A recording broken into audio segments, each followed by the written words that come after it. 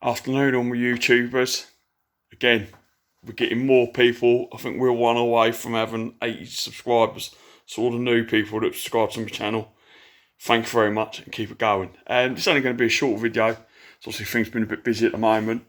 What I've done on this is obviously you see all the wiring loom I've gone through. Obviously any breakages that I found, any terminals that needed redoing.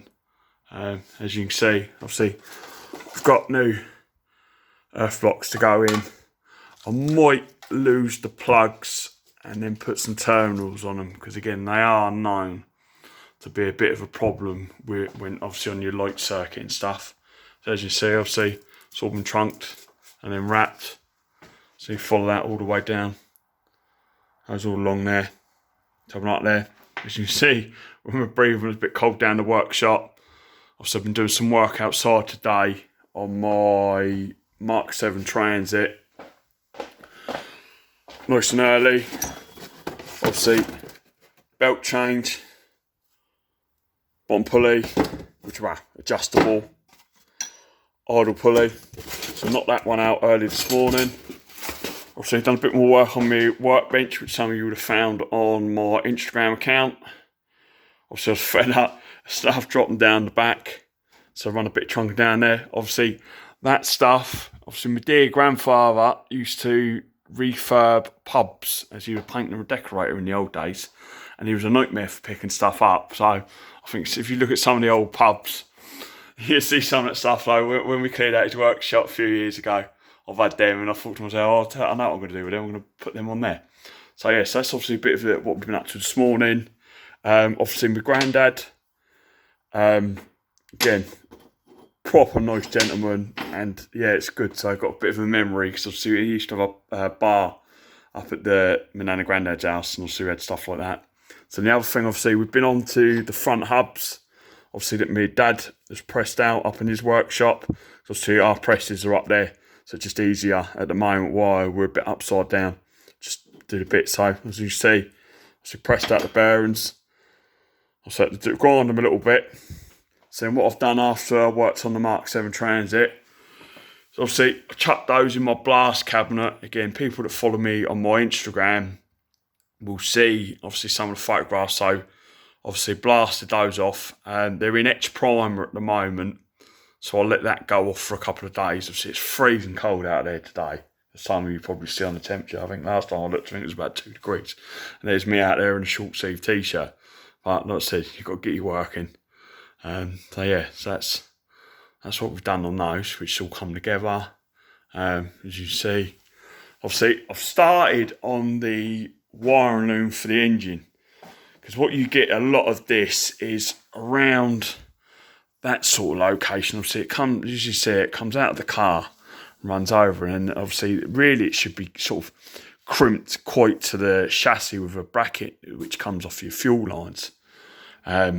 And then obviously I've had them on before where obviously the heat where it's not been fastened, obviously from the manifold and stuff. So anytime I do any wiring loom on a 205, obviously I strip them back down and I go through obviously checking the wiring and looking for any breakages and stuff like that, which I've been doing that for years. So as you see, obviously I've had to order up some more electrical bits, obviously some more trunking and some more wrap to go through it. Obviously, some of you know, for your oil temperature and pressure on the front of the engine, and then there's a wire for your starter motor, and then obviously got another sensor in the sump, and then with your water sensors and stuff. Obviously, you have some brown plugs. I think I've got some somewhere around here. I think they're in there. And obviously, this is a bit of a nemesis when you start losing your gauges and not working properly, which can be a bit of a nightmare. So what I've done with these is obviously to lose the plugs. Obviously I've cut the plugs off and with the terminals. And I think looking on drivers last night, you can still get the terminals. So to be honest, the more I touched it, I think it went on there. Obviously as you see, it's a bit out of focus. Obviously the wires were just going brittle. So what I've done is obviously I've chopped the terminals off, and then I've soldered the wires to lose the brown plug on there. Just tidies up the job a little bit and makes it sort of look a whole lot better. Obviously, sorry for the camera's a bit out of focus there for some reason. So yeah, so like I said, I've sort of split off all the wires that go in different places, and then obviously any breakages, obviously I've soldered them up and stuff, and just to tidy up the loom and stuff, so it's not all sort of clunked together like you see on them, and it's just a bit easier to do that. And so you see you've got obviously my earth straps, so I think they go to the gearbox. I think I'll have to have a look around the silver one. It is handy having another Type 5, which is sort of like pretty much original, because then it's sort of, after you take one of them to bits, after a while you sort of forget where everything goes, so it's quite handy having the other one, just so obviously so I can go through. Obviously I'm waiting for the weather to pick up so I can get the jet wash off out, shall I say, and then I can obviously gyre the engine off, and then obviously clean it up, because it is a bit filthy. I think obviously because of all this bloody lockdown and COVID and whatnot, I think it's a bit of a nightmare obviously getting into peugeot, because I'd like to replace the crank seals on it and a few other bits. Obviously I've got to get some gaskets and stuff. I might send off the distributor to get reconditioned. I have got a box full of them, and a lot of the time I think it comes down to that bloody lead where it goes brittle. But looking at that one, it might be in good nick, but I still keep getting drawn to, obviously a lot of people now are sort of putting them on sort of like a standalone engine management, so it's a bit like, I'm a bit stuck what to do with it at the moment. I think if I've got another shed out in the garden, if I build another GTR 6 one, I think that's when I'll go down the route with that and run on some throttle bodies, and then obviously get it mapped. So I know Miles down at Pug Racing had one on the local rollers quite recently where the video popped up. I think it's on YouTube or on Facebook. I think you might have shared it, and you see him obviously in the rolling road stand next to it, and obviously that man knows his way around about obviously building engines and stuff. So I think with a spare GTR 6 engine, I think we'll bang it off to Miles and have some tricked out bits on it. But yeah, it's all coming together. Obviously I'll start my new job tomorrow with Pytech, making hydraulic hoses that you find sort of on diggers, factories and all sorts. So obviously it's been, yeah, quite an eye-opener of a job, and I think it'd be beneficial for me when I build the next Type 5. I think obviously running some braided lines, obviously I'll be able to make them up, and obviously for my car. So yeah, I'm looking forward to starting another chapter in my life. I'd like to have gone back metal polishing. Obviously, work's a bit scarce at the moment, I think, and I think with all this, with COVID and stuff, I think the manufacturing industry is going to be hit quite hard, and it's just, do I really want to risk going to work and back in a fabrication shop or back in a factory doing metal work or sheet metal work or doing some MIG welding or anything to do with manufacturing really. Just a bit reluctant, to be honest. And then after sort of seeing this job advertised, and I did apply before I trained out as a metal polisher a few years ago, and I missed the deadline for handing CVs in by a day, which was a bit gutted. And then obviously I've got a good friend of mine called Rob, obviously, who is a plant fitter, and has been doing it pretty much since he left school. So there's a good chance that I'll see him out and about on the road, because I think, and it's going to be good. And it's, obviously, as you know, I can have a rabble on when I want. So I'm thinking out and about, obviously meeting some new faces, meeting some new contacts, and just sort of, like I said, just keep soldering on. And obviously I've upped my equipment a bit for the workshop now. So obviously I've bought myself a camera. So obviously all this is filmed off of a Samsung S50, I believe. So I've bought another camera. I've got stands. I've got a nice audio microphone I can wear. So yeah, sort of really going to try and up this now. And obviously watching how many people are subscribing to my channel, I must be doing something interesting, because obviously people wouldn't look at my channel. And not said, obviously, I'm only a man from Portsmouth, obviously with a workshop in his back garden, obviously that I built it up from nothing.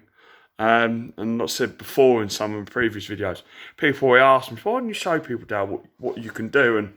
And here we are. And obviously we're one off having 80 subscribers to the channel. So yeah, just going from strength really.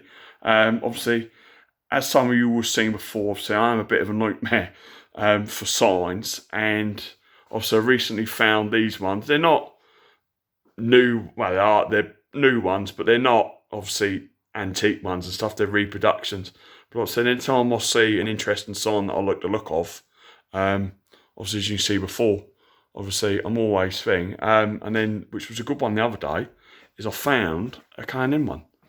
So obviously I always come across K&N stickers, but I never come across a K&N sign before, which caught my eye. And as I didn't get a calendar this year, which some of you might have seen in my previous videos, I needed something to fill the gaps. I thought, oh, nice K&N metal sign will go in there, which I thought was good.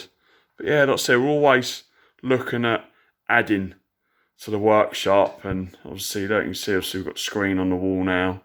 Obviously, bought some more storage boxes, and like I said, now we're sort of getting more equipped for filming.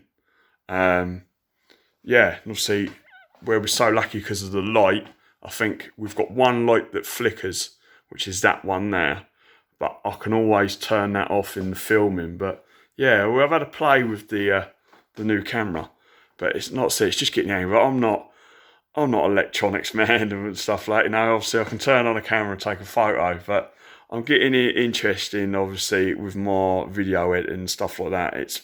It's a bit of a nightmare, obviously, with the video editing stuff, because obviously a lot of them look at Adobe, and some of the other ones, obviously, they're like monthly and stuff. And obviously, if I buy something, I like to have it in my hand. So I've been looking at other ones where I can buy video editing software on a disc to put on there, and then obviously I can sit there in my own devices, obviously editing the videos.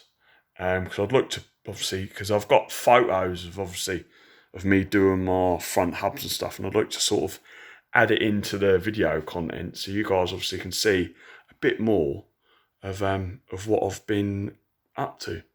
So yeah, so obviously I think that's enough of me rabbiting on. Yeah, like I said, it's just sort of concentrating on the wire and loom. Obviously, the last of the bits are done at the powder coaters that I've got to pick up. So I'll be looking at fitting, obviously, the rear trailing arms and torsion bars. So that's the rear being built up. And then, obviously, if we can crack on with the engine to put all the bits, obviously, they're all, as you can see, obviously, they're all cleaned up and prepped up and stuff. So it's be a straight swap round. Obviously, my last and my Baker hoses have all turned up now, which are in the boxes.